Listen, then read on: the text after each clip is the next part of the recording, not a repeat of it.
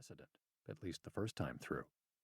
He told us, remarkably, that the way he approaches a case is first to ask myself what would be a reasonable, sensible result, as a layperson would understand it, and then, having answered that question, to ask whether the result is blocked by clear constitutional or statutory text, governing precedent, or any other conventional limitation on judicial discretion. That he would cite his own cases first as authority, without identifying himself, helps make the point that it is law as Posner sees it, or wants it to be, that matters most. And since his thinking process sometimes detours a bit to consider issues near the center line, we get instances of Posner spinning away from the reasoning supporting a case's conclusion, its holding, to language known as dicta, that relates to, and perhaps even supplements or supports a case's holding, but is not essential to it. These detours resemble stream-of-consciousness writing, and help make clear that Posner's opinions are all about his engagement with the law.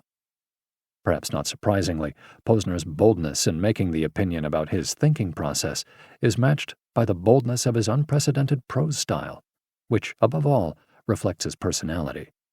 It is a prose style that, in its elements, features casual language, allusions, epigrams, and an insistence that the jargon of the law be avoided and scorned in the process.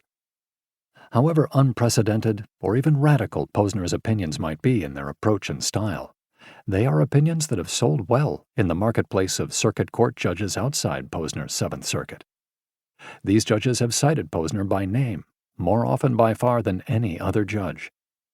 These references come in one of two forms, as in Judge Posner or as in Posner J., as part of a tip-of-the-hat case citation practice. His numbers have so far outstripped those of his closest competitors that he has become the Wayne Gretzky of appellate judging. Ironically, though, the marketplace has not shown any particular interest in Posner's economic analysis approach, and has instead used him for his views and analyses on pretty much everything else. Nor has the Supreme Court, as a different marketplace, been much impressed with Posner's use of economic analysis when it has reviewed his opinions. Nor has his brand of statutory interpretation, which looks primarily to a statute's purpose, much impressed the Supreme Court. Posner's contrary spirit and generally inquisitive mind led him in 1985, when new to the bench, to deliver an academic book intent on reshaping the federal judiciary. A caustic critique, it criticized the federal judiciary for not working hard enough and for not being sufficiently interested in science and statistics. But that was only the beginning. He continued with his complaints about judicial performance in his opinions through all his years of judging, and most recently has, in books and articles, become even more pointed in his criticisms, including the justices of the Supreme Court. These complaints have merged with his complaints that lawyers underperform and do not make themselves useful with either their briefs or their oral arguments. We have noticed, going through the years and decades of his opinions, that poor judging and poor lawyering are central to what might be called his structural jurisprudence. His academic work continued in the against-the-grain vein following his critique of the federal judiciary.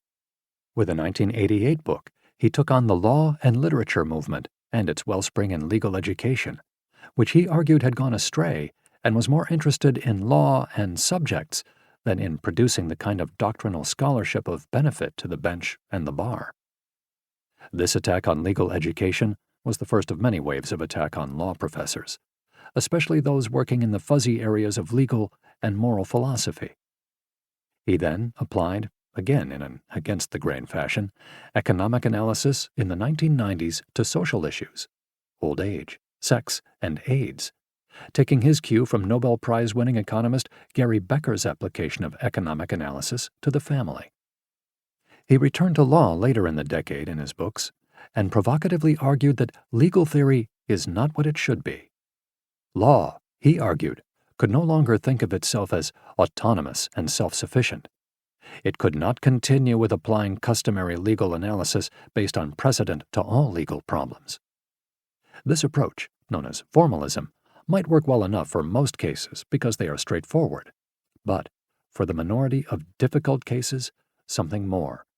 Pragmatism was needed.